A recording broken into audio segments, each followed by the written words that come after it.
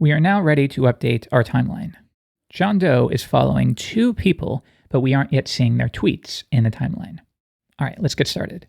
But actually, real quick, in my routes file, notice that our home controller is actually the one that's displaying the timeline. But then I also have a tweets controller. It's kind of confusing, right? It should be the tweets controller that displays the timeline. Okay, so with that in mind, I'm going to add a new one here. If you make a visit to or if you visit /tweets, that will hit tweets controller at index. Okay, so now I'm going to go to home controller. I'm going to grab this thing right here, and I'm going to move it to tweets controller. Now, if I switch back to home controller, I don't even think I need this anymore. So I'm going to delete it entirely. And then lastly, if I go back to my routes file, a couple of things. First, this is still effectively our home, so I will move over that name. Next, though, what about when you log in? Well, in my login controller, by default, Laravel will redirect to this string. And if you take a look at it, that's actually a hard-coded path. Let's update it. Now, when you sign in, you'll be taken to the correct page. And we won't test that out, but I assure you, it works. All right, finally, last thing. Now, we no longer have any protection in place. So even if I'm a guest, check this out. It tries to load that page, and it can't. It's trying to call timeline on a null user. We can't do that. So of course, we could add a route grouping here if you prefer. You could alternatively add your auth middleware in the controller. Again, highly skilled developers like both approaches. It's up to you. Route, apply the auth middleware to this group. All right, so now if I switch back to Firefox and refresh, I will be redirected to the login page. And we need to do a little CSS work there, but that's okay. Otherwise, if you are signed in, you're good to go. All right, I'm ready to go. So now update the timeline. Well, we go to our tweets controller. We create their timeline by calling this method. So let's take a look at that. At the moment, our timeline exclusively consists of tweets created by the current user. So here's what I'm thinking. There very much is a point when we will want only the current user's tweets. So with that in mind, why don't we add a new relationship here called tweets?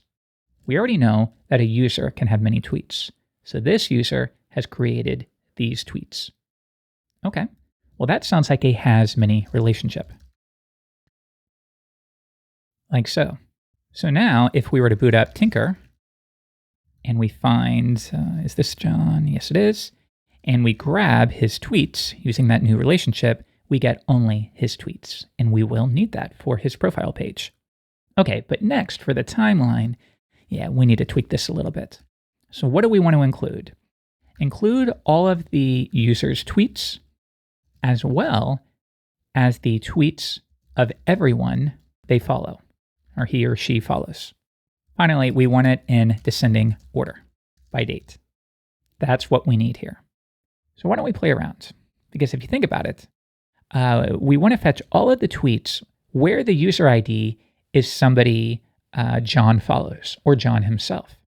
Now, we already have this follows relationship, right? So if we were to play around, PHP artisan Tinker, let's find John. I think he's the first. Yeah. So yeah, if I were to say John follows, we're going to grab all of the users that he follows. And if I wanted to grab the ID, now we have the IDs of the users he follows. Okay, so why don't we grab that and start building this up. We could say IDs equals this, and then I'll paste that in. All right, so now we have the user IDs. Next, though, we want John's as well. So we have a collection here. Let's push John's ID as well. Okay, now we have a collection of user IDs. Why don't we finish up by saying, give me all of the tweets where the user ID is in this array that we've created. Sort them in descending order and give me the results. And let's try that out. So we come back to Firefox, we give it a refresh, and I think we're good to go. So now notice, in addition to John's tweets, he also sees Montana's and Juliet's. Why don't we simulate Juliet creating a new tweet? So her ID is 5. Let's say factory for a tweet, create one, but set the user ID to 5. All right, now back in Firefox, we give it a refresh, and that will jump to the top of his timeline. So that's a fairly simple way to go about it. But just one quick thing here. Notice I call follows like this. That's actually going to load everyone the current user follows. So you can imagine situations where a person's following 5,000 people. This right here would create a collection of 5,000 users. So why don't we instead chain it like this? So we're only getting the IDs and not a full collection of users, at which point we then pluck their IDs. This will be more performant. Next, I think this is fine, but if you want, we could call this friends. And then we could alternatively say, give me any tweets from our friends or where the user ID is the current user. So we could just do it inline there. Anyways, there's some other relationship-specific ways we could go about it, but I think this will be fine. So with that complete, in the next episode, we're going to work on a user's profile, and this is what it'll look like.